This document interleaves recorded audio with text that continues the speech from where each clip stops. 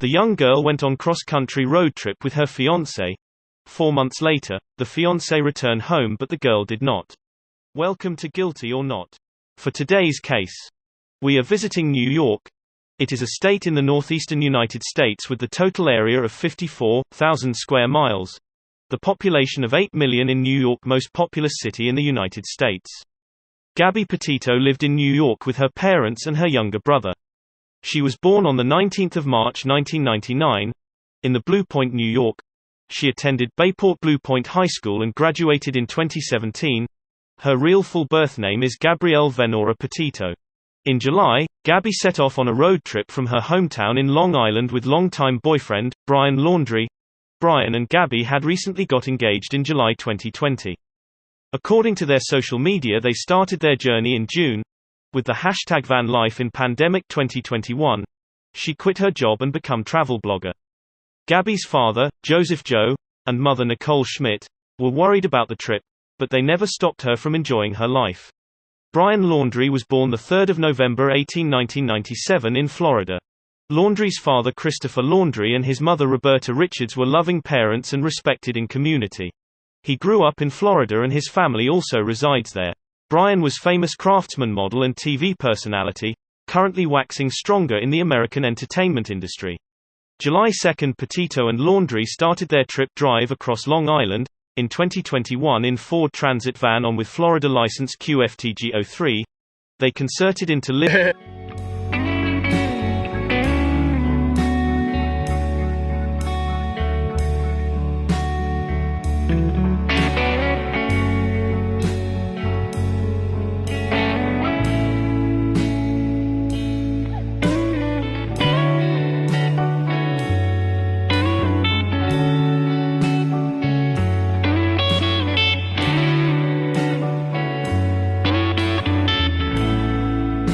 uncontrollably. As per police report, so much time together inside the van had created emotional strain, Brian told the police. Does she have a good driver's license? And yeah, she does have a driver's license. You trust her with your vehicle? And yeah, she can handle it. Well, then you'd kind of be homeless for the night around town. And I mean, I can't talk to her at all.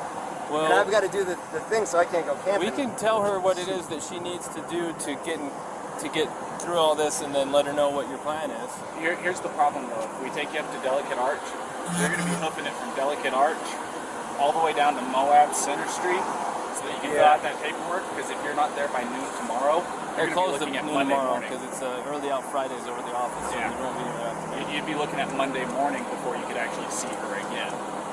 And again, we're not trying to make your life hard, but this is written in statute. There's nothing we can do about it. It's designed to protect victims of domestic assault. Not everybody's the same. This is different than normal, but we have to treat everything the same. And that's just how it is. So do you think they can't afford a hotel? No? Very little money we have, for sure. Hotels are expensive here now. You want me to? I'll call Sea Haven. Just see if Sea Haven will take you for the night. I'll see if they'll take either one of them. Sea Haven. This is a women's shelter. Actually, Sea Haven will take him as a victim of domestic assault. Sea Haven will take you, and they will help you tomorrow. And you're like a block and a half away from the PD. Let's see if we're okay. Like, we're just. I understand, but we don't have any, like. Listen, if I had any discretion in this, I would separate you guys for the day and just give you warnings to stop hitting each other. But I lawfully don't have discretion here. I don't have any. Because somebody said something, like a witness said something. There's two witnesses. And then there's what you said and what he said, and guess what? It all matches nicely that you were the primary aggressor, and that the injuries he has were caused by your aggression towards him. Even if he doesn't feel hurt, even if he doesn't want to press charges, there's nothing any cop can do about it. It's written into the law. I don't. Normally we take people to jail, but he's trying to work it so you can just have the van. Tomorrow, I don't want to be separated. You gonna have anxiety? Yeah, no, we're a team, please. There's not? What is it? No, like, we're a team, please. It's gonna give me so much anxiety. Can we just have like a driving ticket? Okay, the very best thing I can do is call my supervisor and see if I'm missing something here. Because I'll pay any driving ticket, a parking ticket, anything. Okay, Gabby, try to calm down, and I'm gonna go call a supervisor. But I don't think that there's much I can do, but let me see if the supervisor can tell me something I'm missing to make this not happen. I couldn't handle that, I'm sorry. But Gabby also told to police that Laundrie did not hit her after the police allowed the couple to continue on their way. On August 19, Petito and Laundrie uploaded their first video on their YouTube channel Nomadic Static with video title, Van Life Journey, about the couple's adventures, while living in their white van and affectionate on camera. On August 24, Petito was spotted checking out of a hotel in Salt Lake City by Utah police. Petito called her mother to say she was leaving for Utah and heading for the Teton Mountain Range in Wyoming. Her mother Nicole Schmidt told that they used to speak 3 times a week during the road trip. Over 2 weeks later, on September 1, Laundrie arrived back in Florida without Petito. He did not contact the police or Petito family. 10 days later, Petito parents reported her missing in Suffolk County Police Department in New York. The report said that Petito had stopped communicating with her family, and that she was believed to be near Grand Teton National Park in Wyoming. Laundrie, suspected of using a debit card of accounts that did not belong to him he took out $1,000, disappeared. According to the Bryan parents, he went for a hike on a wildlife reserve here in Florida on Tuesday while Petito was missing. Laundrie and Petito were seen leaving the Merry Piglets Tex-Mex restaurant shortly before departure for Florida. A couple on a vacationing in Jackson, Wyoming saw them leaving Spread Creek dispersed camping area in Bridge Teton National Forest on August 27. After receiving Gabby's phone, Petito's mother discovered it no longer worked. It is one of the most remote and spectacular locations in America. For adventure seekers of playgroups, that this slice of Wyoming is the type of scenery that they like to explore. Her mother received text messages sent from her phone, but was unsure whether they had been sent by her on August 30. Over the weekend, Laundrie's family expressed their concern about his disappearance, saying that he had left for a hike on the 14th of September and had refused to speak with investigators before disappearing. Laundrie had focused on a 24,000-acre nature reserve near his home in Northport, Florida.